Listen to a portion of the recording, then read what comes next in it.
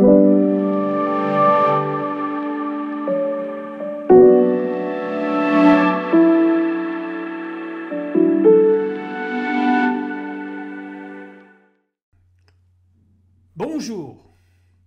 et bienvenue à notre nouvel épisode de J-Life Cancer. Les champignons et le cancer. Les champignons, c'est bon pour la santé, je vous apprends rien. Mais ils font beaucoup plus que cela. Savez-vous pourquoi les forêts ne produisent pas de déchets? Et comment se fait-il que ces débris de branches et de feuilles se recyclent en permanence? Ce sont les organismes présents dans le sol qui le permettent, les vers, les insectes et surtout les champignons. On compte plus de 100 000 espèces de champignons dans le monde. Les champignons en forêt recyclent la matière sur elle-même et transforment cette matière morte en nutriments à nouveau admissibles par les plantes. C'est exactement ce que nous essayons de faire dans Polypop. Ce qui est remarquable chez les champignons, c'est presque tout. Ils sont capables de faire en forêt ce que nous les hommes, nous avons grand peine à réaliser dans nos sociétés humaines. Recycler la matière sur elle-même et faire des tas d'autres choses qui permettent aux écosystèmes de se développer et de vivre de façon pérenne et durable. Ce qu'on voit, le champignon, ce n'est que le fruit. En fait, il y a un réseau mycélien dans le sol qui est gigantesque, qui a des propriétés qui sont extraordinaires, dont certaines peuvent être utilisées à des fins de dépollution. Le mycélium a des propriétés véritablement étonnantes. Dans la forêt, c'est lui qui gère le cycle des déchets. Toute matière organique qui tombe au sol est immédiatement retraitée par les champignons. En dépollution, le champignon agit de deux façons différentes. Il peut accumuler, hyperaccumuler dans le chapeau, donc dans le fruit, les métaux lourds, la radiation, ce genre de choses. Ou alors le mycélium en lui-même, donc ce réseau dans le sol, peut casser les longues molécules carbonées qui sont par exemple les hydrocarbures lorsqu'elles sont produites par les humains. Les Asiatiques les utilisent depuis des millénaires en tant qu'aliment, mais surtout en tant que remède. Ça s'appelle chez nous la mycothérapie. Certains champignons sont si puissants qu'on les utilise dans des protocoles anti-cancer associés à d'autres méthodes. Et la découverte des pouvoirs anticancéreux de ces champignons ont donné lieu à une nouvelle génération d'agents anticancéreux à faible toxicité, spécifiquement ciblés sur différents types de tumeurs. Ils agissent soit indirectement en stimulant le système immunitaire, soit directement en bloquant la multiplication des cellules cancéreuses. Certains ingrédients contenus dans les champignons ciblent des processus tels que l'apoptose, l'angiogénèse, les métastases et la régulation du cycle cellulaire. Ces substances ne sont pas seulement capables d'atteindre différentes cibles critiques au niveau des cellules cancéreuses, mais aussi de stimuler de manière synergique la chimiothérapie. Et au Japon, des polysaccharides contenant des bêta-glucanes extraits de 3 espèces différentes de champignons sont utilisés en traitement complémentaire des chimiothérapies classiques. On va en voir quelques-uns là et on va commencer par un petit champignon que vous connaissez probablement pas. Il s'appelle le cordyceps. Il ne pousse pas sous les feuilles, il pousse sur une chenille. Il la parasite, il la tue et il prend sa forme et il devient une des substances naturelles les plus convoitées en Asie.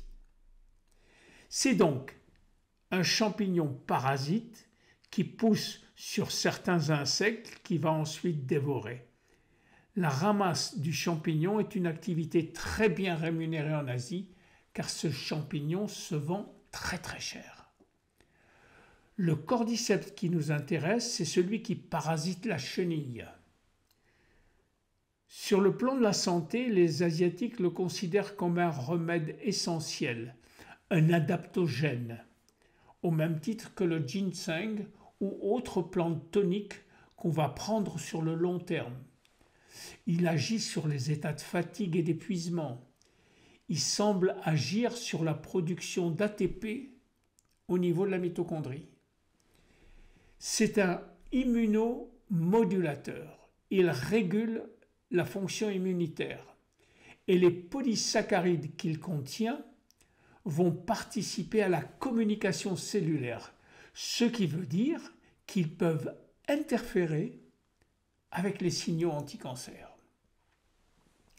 La cordycépine, qui est l'ingrédient actif du cordyceps, présente de fortes activités antioxydantes et anticancéreuses. Elle déclenche l'autophagie et c'est une des stratégies potentielles pour traiter le cancer de la prostate qui est résistant aux thérapies.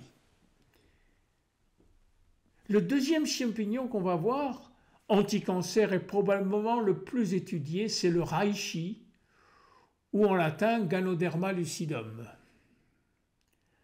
En Asie, on l'appelle le champignon de l'immortalité et il jouit d'une renommée exceptionnelle depuis plus de 2000 ans. Le reishi a de multiples mécanismes pour lutter contre le développement et la propagation du cancer. Des études suggèrent qu'il existe 6 mécanismes anticancéreux potentiels chez le reishi. 1.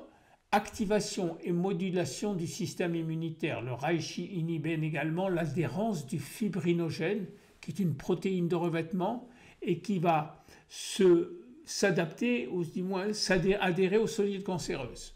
Cela rend les cellules cancéreuses plus vulnérables à la destruction en les privant de la protection du fibrinogène et en rendant les cellules plus accessibles aux cellules NK qui vont les détruire. Deuxièmement, ce champignon potentialise l'activité des médications de chimiothérapie. 3. Les extraits de reishi provoquent également un arrêt du cycle cellulaire des cellules cancéreuses, ce qui est très bien. 4. Inhibition de la formation des nouveaux vaisseaux sanguins, on appelle ça l'angiogénèse. 5. Inhibition des pro-oncogènes, des molécules qui activent la progression de la tumeur. Et 6. Promotion de l'apoptose sélective des cellules cancéreuses. Vous voyez, c'est un champignon multifonction. Troisième qu'on va voir rapidement, c'est le chaga. Qui pourrait penser que ce champignon à la popularité grandissante, en fait, est un simple parasite du bouleau, de l'arbre, le bouleau. Et pourtant, derrière cette apparence se cache une valeur nutritionnelle importante et un goût très raffiné. Il est utilisé depuis des siècles en Asie et en Russie. De nouveaux essais ont démontré les effets thérapeutiques du chaga sur différents types de cancers, leucémie, cancer du poumon, du sein, de l'estomac, du foie, du cerveau et de l'utérus. Tout comme a été établie son efficacité dans le processus de ralentissement, voire de blocage de la croissance tumorale. Aujourd'hui, le chaga est majoritairement présent dans la composition d'une 50aine de médicaments oncologiques, c'est-à-dire de médicaments contre le cancer. Au-delà de ses propriétés anticancéreuses, le chaga est composé d'enzymes détoxifiantes qui permettent d'assainir l'organisme lors de traitements en chimiothérapie par la neutralisation des éléments radioactifs aussi. Un autre champignon qu'on appelle maitake ou Griffola frondosa. Il est issu de la médecine traditionnelle japonaise et chinoise. C'est un champignon à qui on prête de nombreuses vertus. Il est encore aujourd'hui utilisé sur le continent asiatique où il est considéré aussi comme un adaptogène en stimulant notre système immunitaire, mais il va aider notre organisme à être plus résistant face aux attaques des différents agents pathogènes, des virus, mais aussi du cancer. Il permet aussi de lutter contre le stress et la fatigue. Le maitake est largement étudié dans le cadre du syndrome métabolique, car il permet d'abaisser la tension, le taux de cholestérol et le taux de glucose dans le sang. Du fait de son incroyable activité sur le système immunitaire, les études sur le maïtake ont été et sont encore largement orientées vers la cancérologie. Il agirait probablement en induisant l'apoptose, mais aussi en limitant l'angiogénèse. Des études in vivo ont montré que l'association du maïtake chez les patients sous chimiothérapie aurait la capacité d'augmenter l'efficacité et la tolérance de certaines molécules. Le shiitake ou Lentillina edodes, c'est le champignon du samouraï et c'est l'une des désignations courantes du shiitake, façon imagée de signifier ses vertus fortifiantes remarquables. En 2014, des chercheurs de l'Université du Texas ont présenté des résultats prometteurs relatifs à un autre composé extrait du shiitake, le AHCC, ou Active Exose Correlated Compound, qui s'est révélé capable de détruire le virus du papillomavirus humain, qui donne ces cancers utérins.